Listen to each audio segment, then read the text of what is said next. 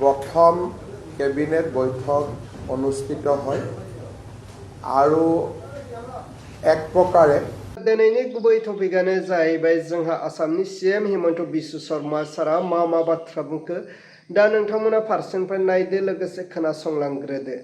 আজি আমাৰ চৰকাৰে শপত গ্ৰহণ কৰাৰ পিছত প্ৰথম কেবিনেট বৈঠক অনুষ্ঠিত হয় আৰু এক প্ৰকাৰে আজিৰ কেবিনেট বৈঠকৰ সিদ্ধান্তসমূহ বা আমি যি ধৰণে আলাপ আলোচনা কৰিলোঁ চৰকাৰখনে এক প্ৰকাৰ আজিৰে পৰা দায়িত্ব গ্ৰহণ কৰিলে এনেকুৱা এটা বাৰ্তাও আমি প্ৰেৰণ কৰিব বিচাৰিছোঁ। অৱশ্যে মন্ত্ৰীসমূহৰ দপ্তৰ এতিয়াও আমি ঘোষণা কৰা নাই, খুব সোনকালে আমি দপ্তৰো ঘোষণা কৰিম আৰু ৰাতিপুৱা মই সংবাদ মাধ্যমত কোৱাৰ দৰে বিধানসভাৰ অধিৱেশনৰ পৰৱৰ্তী সময়ত মন্ত্ৰীসভাখনৰ পূৰ্ণাংগ সম্প্ৰসাৰণৰ ব্যৱস্থা কৰা হ'ব। অহা 21, 22, 25 আৰু 26 তাৰিখে অসম বিধানসভাৰ অধিৱেশন অনুষ্ঠিত হ'ব।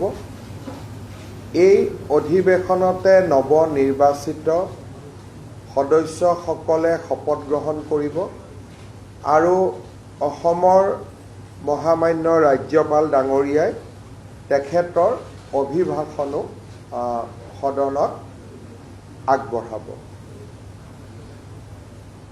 আমাৰ জ্যেষ্ঠ বিধায়ক চন্দ্ৰমোহন পাটোৱাৰী ডাঙৰীয়াক প্ৰ'টেম অধ্যক্ষৰ দায়িত্ব পালন কৰিবৰ বাবে ৰাজ্য চৰকাৰে ইতিমধ্যে ৰাজ্যপাল ডাঙৰীয়াক অনুৰোধ কৰিছে আৰু মই ভাবোঁ যে আজি বা অহাকালি ৰাজ্যপাল মহোদয়ৰ পৰাও অধিসূচনা ওলাব আৰু আটাইতকৈ জ্যেষ্ঠ সদস্য হিচাপে চন্দ্ৰমোহন পাটোৱাৰী ডাঙৰীয়াই এই বিধানসভাৰ অধিৱেশনৰ প্ৰ'টেম স্পীকাৰৰ দায়িত্ব পালন কৰিব।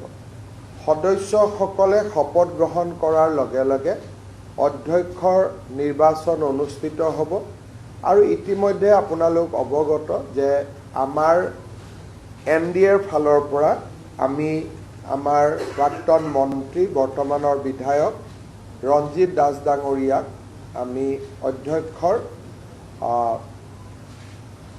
আসনখনৰ বাবে আমাৰ ফালৰ পৰা প্ৰাৰ্থী হিচাপে আগবঢ়াম।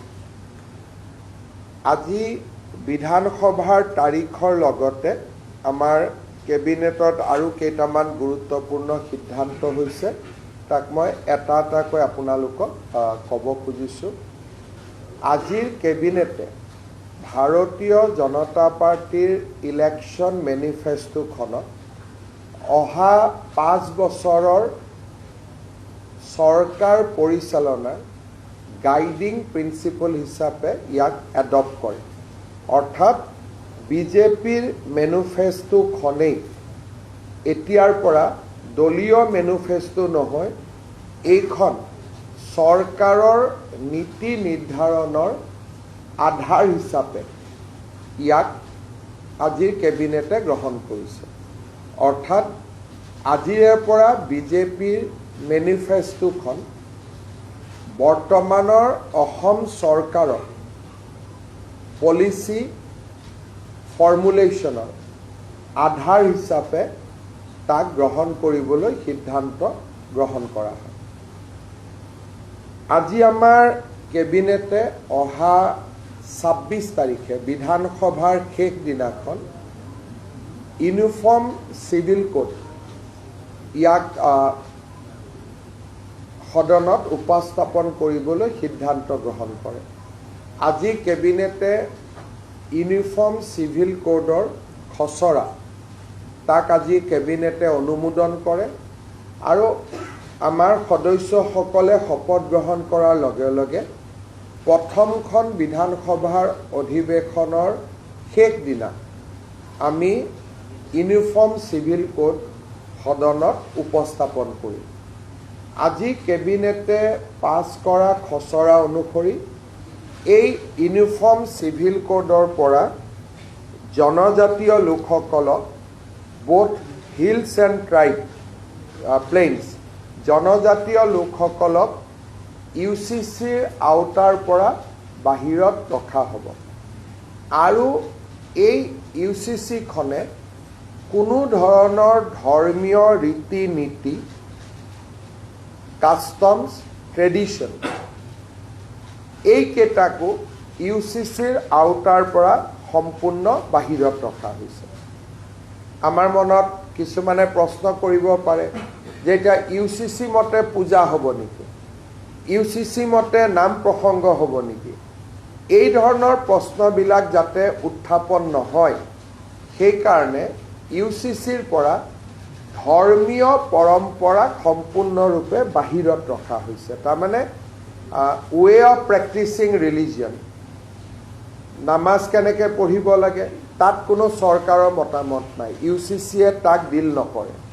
পূজা কেনেকৈ কৰিব লাগে সি UCCৰ ভিতৰত নপৰে। চকলং বিয়া কেনেকৈ পাতিব লাগে, শিখৰ বিয়া কেনেকৈ পাতিব লাগে, এই কথাবিলাক UCCত নাহে। UCCত মাত্ৰ 4টা বিষয় আহিব।